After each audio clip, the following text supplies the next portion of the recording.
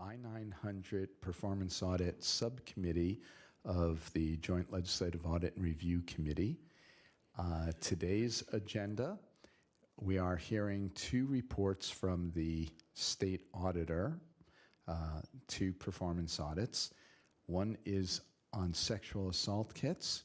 The second is on contracted homeless services.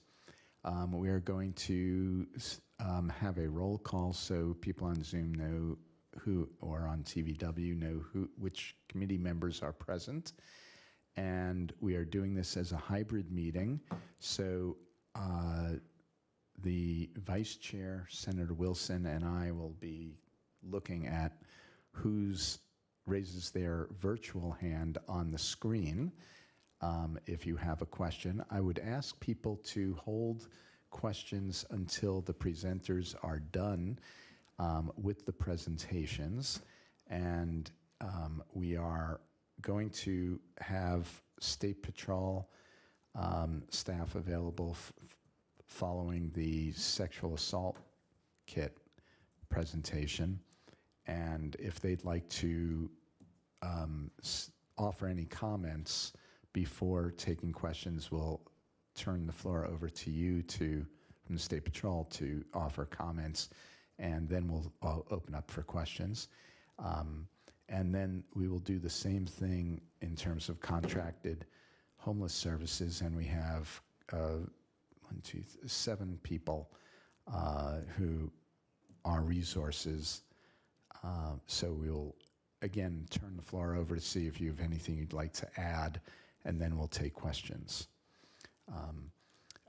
Then we will, on both of these, we will take public testimony.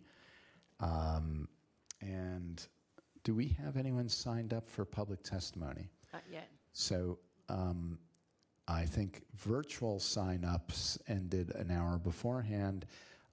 So if there is someone in the room who would like to testify, we will recognize you. So with that, let's start with a quick roll call of committee members present. This is a roll call for attendance at the November 30th, 2022 I-900 hearing. Representative Berg. Representative Berg texted me that she would be in the car driving and couldn't join. Thank you. Representative Fye. Representative Frame.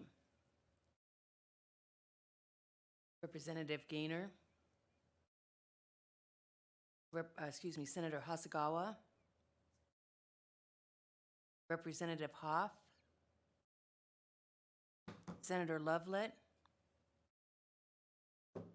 Senator Mullet. Representative Orcutt. Here. Representative Paulette. Here. Senator Rivers. Senator Saldana. Senator Short. Representative Stokesbury. Senator Wegener. And Senator Wilson. Here. Thank you. We have 3 in attendance. Thank you very much. All right. With that, we are now going to ask for Holland and Carly Schmidt from the State Auditor's Office to present the report, the performance audit on sexual assault kits. And you're doing this remotely. Welcome.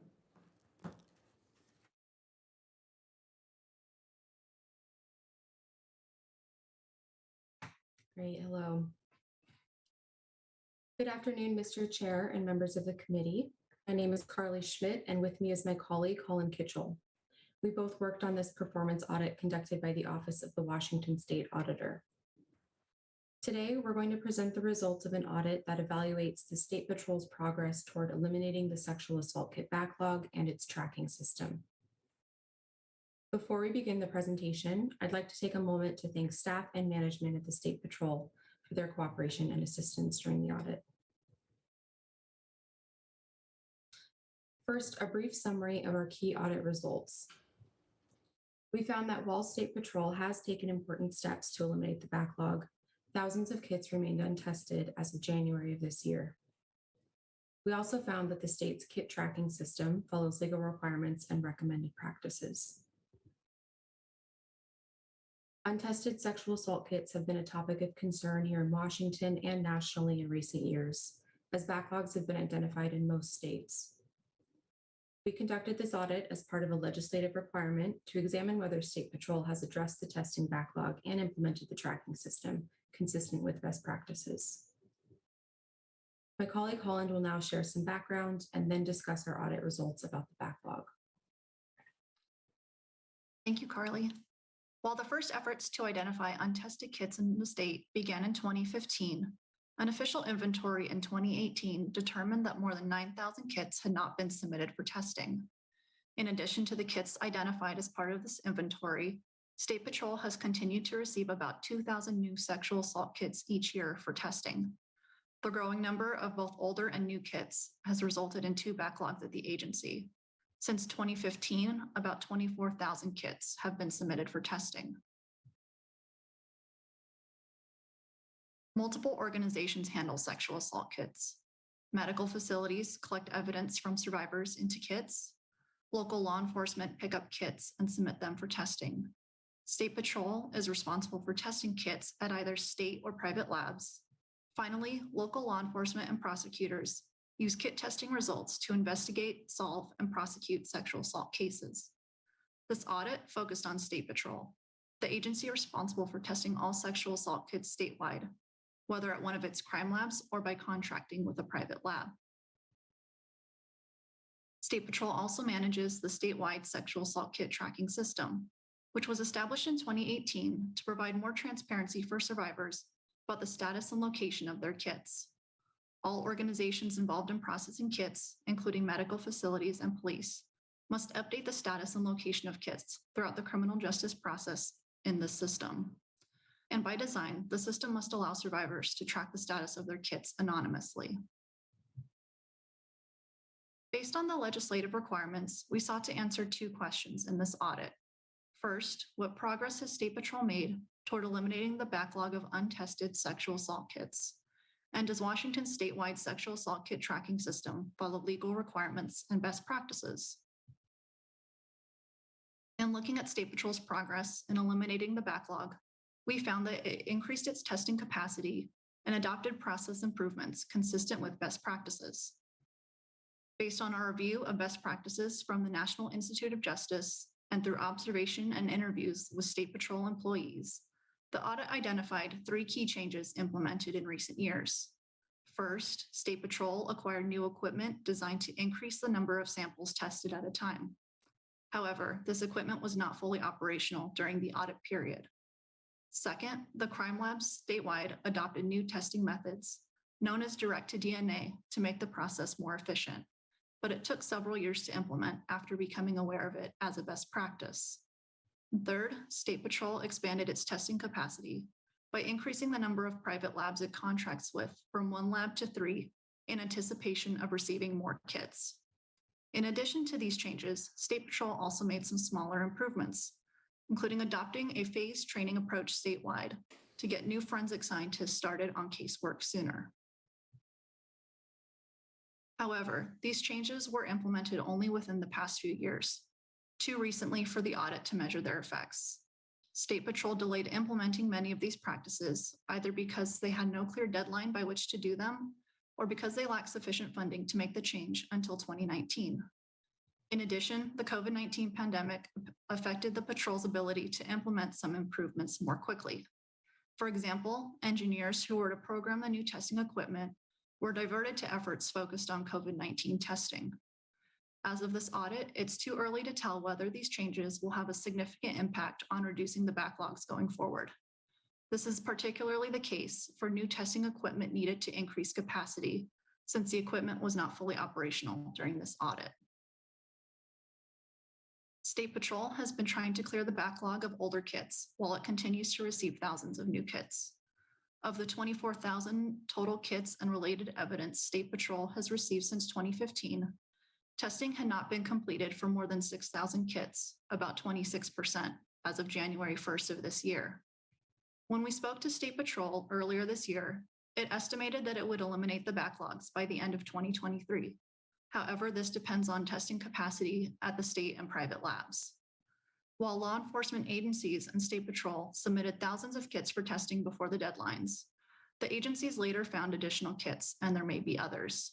For example, in late 2021, State Patrol became aware of several hundred additional kits. The agency has been working with local law enforcement to clarify the legal requirements and ensure all kits are submitted for testing, even if after the legal deadlines. However, State Patrol does not have the authority to compel them to submit all outstanding kits. Now I'll turn it over to Carly to talk about our results of the kit tracking system. Thank you, Holland. Washington is among many states across the country that have adopted kit tracking systems in recent years, with the goal of providing more transparency into the process for survivors. We were able to see that Washington's system is designed to allow survivors to track their kit at required and recommended steps in the criminal justice process, shown here. The system allows professional users, including medical facilities, police, and labs, to update the kit's information as it moves throughout the process. This information then flows into a separate portal for survivors, which the patrol said survivors can access using a card with login information that they receive at the medical facility. The system is designed to allow survivors to track their kit from its collection through testing to its storage and eventual destruction. We examined Washington's system to see if it followed other required and recommended practices and found that it does. For example, the system has certain key data fields. This includes a field to indicate if the kit is associated with a reported crime or if the survivor has chosen to not report the crime to police for investigation. In addition, the system includes all known kits, regardless of when they were collected, although with certain limitations. For example, some historical information that predates the tracking system may be missing for older kits. Also, the system has other key technical features, such as the ability to scan a kit's barcode to pull it up in the system to prevent errors. This audit made no formal recommendations. State Patrol had already taken steps to incorporate requirements and best practices before the legislatively mandated start date of this audit. However, our office does strongly encourage State Patrol to continue its efforts to test all kits in a timely manner and keep the system operational. And our office does plan to check on State Patrol's progress again in a future audit. That concludes our presentation, and we're happy to take any questions you may have when the time comes. Thank you.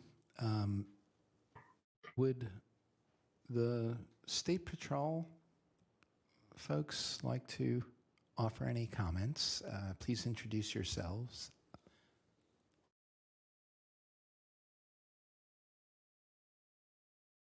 Go ahead.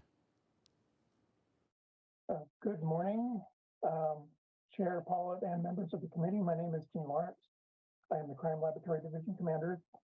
Thank you for the opportunity to provide a response and update on the statewide SAK tracking and testing project.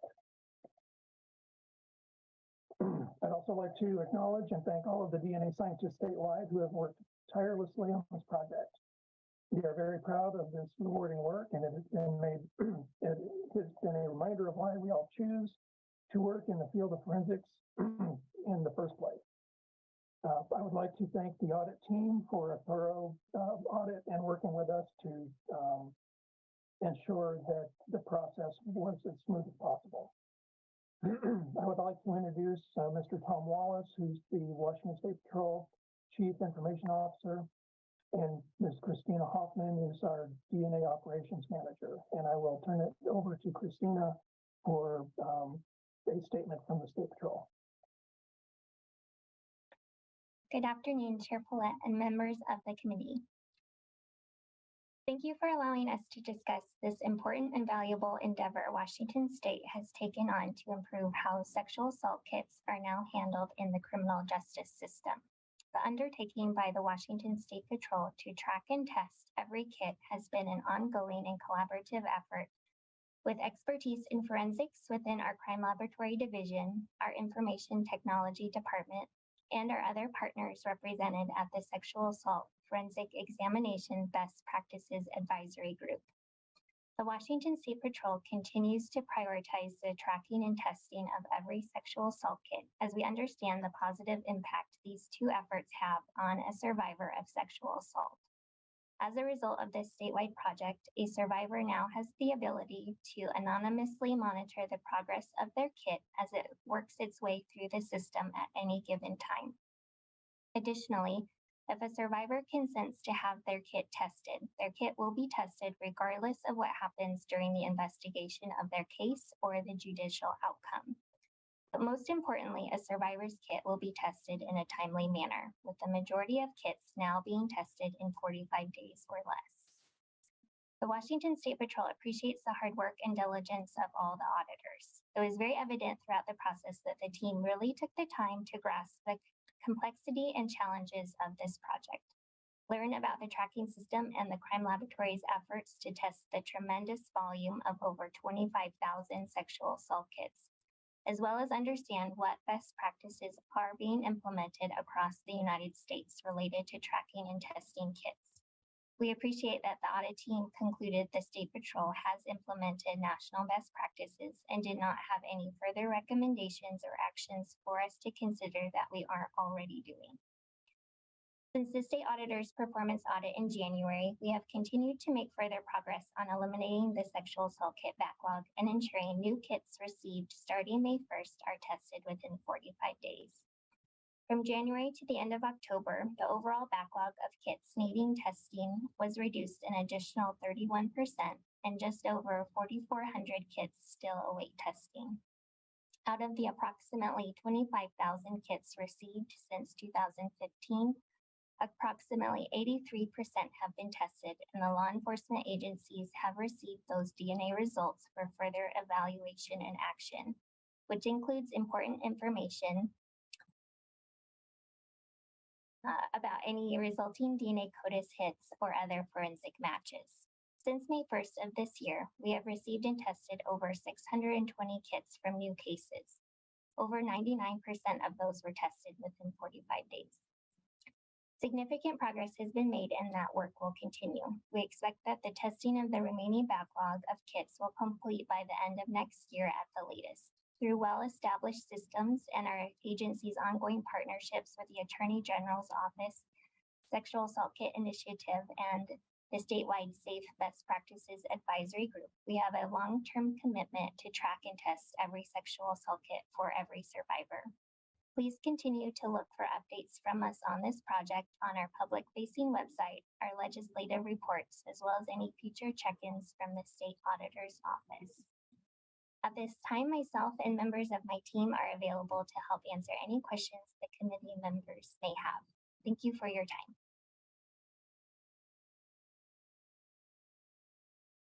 Thank you. Let's see, do we have any questions for State Auditor's Office or the State Patrol? Representative Orcutt. Thank you, Mr. Chair. So it was mentioned in the original presentation that some kits were recently found. What do we know about those? Where were those found? Were they still at a local law enforcement agency, or were they just in a different area of the state crime lab? What's the situation with those, and what's the possibility that there are more out there that are yet undiscovered?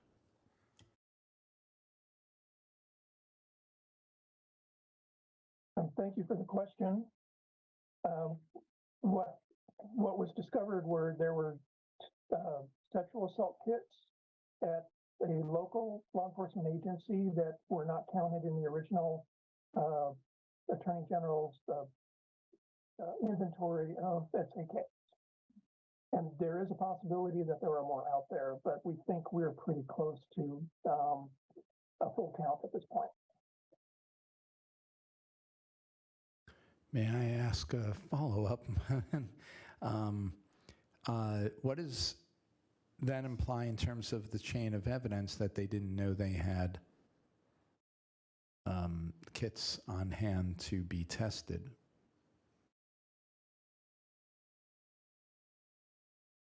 I don't think there's any issue with the chain of evidence or chain of custody on those kits.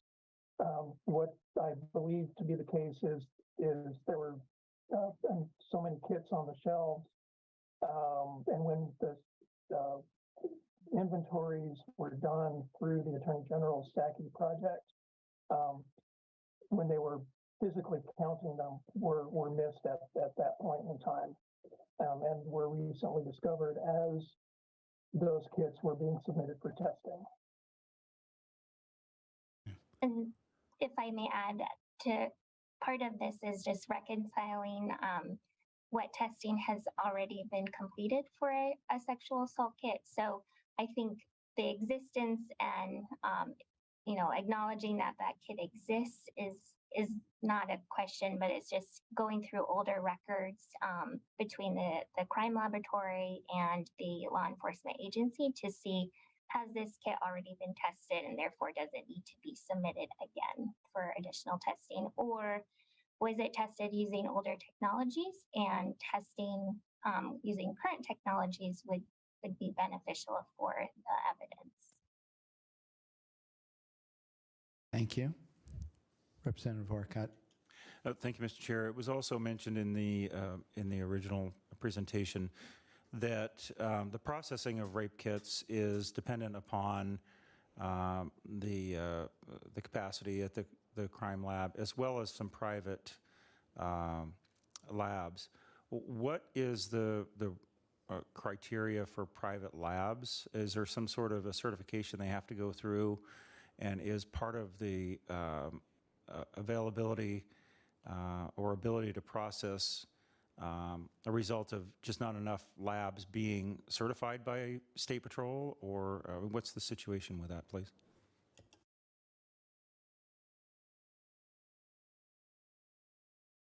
There are several factors that go into our contracting with private laboratories. They have to meet strict federal quality standards that the State Patrol also has to meet in terms of quality assurance practices and laboratory accreditation. And the laboratories also have to use the same technology that State Patrol uses so that we can take ownership of the testing results that they've obtained, so that we can upload any results DNA profiles that are eligible into the FBI's DNA database called CODIS. And State Patrol has also obligated to follow state procurement laws. And so we send out a solicitation or a request for available private laboratories who meet that criteria and have the capacity to provide us with a proposal, and we can evaluate. So State Patrol is contracting with the 3 largest private DNA laboratories in the United States. And we're leveraging those relationships and continue to do so. So we have maximum capacity with our private laboratories that can help us when we need it for these kits.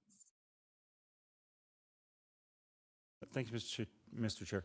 So just kind of following up, are there labs out there that are capable of doing it that haven't been certified or haven't been, they haven't gone through a process with the state to be able to process, but are actually ones that would qualify to do it? Is that just something that we need to do administratively to get more capacity out there?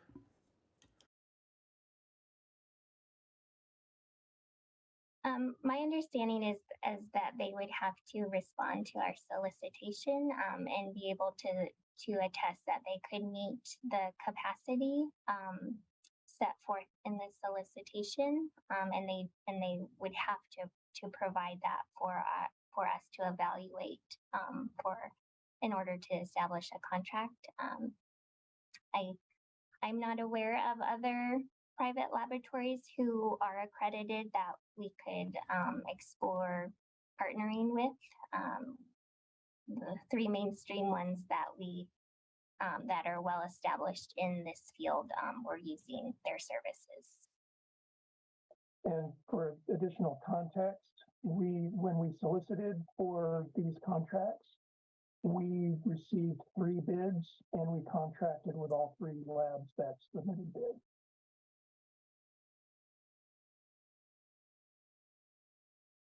Thank you. It doesn't appear like we have any other questions for.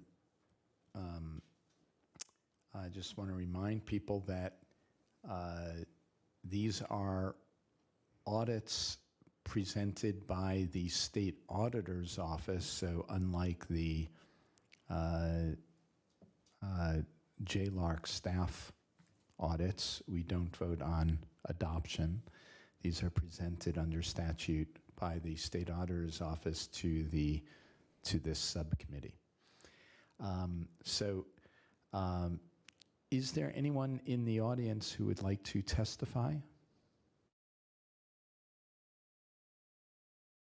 We're not seeing anyone who'd like to testify. I want to thank the State Patrol and the State Auditor's Office for the presentation and discussion today, and for making diligent progress on eliminating this backlog, which is crucial.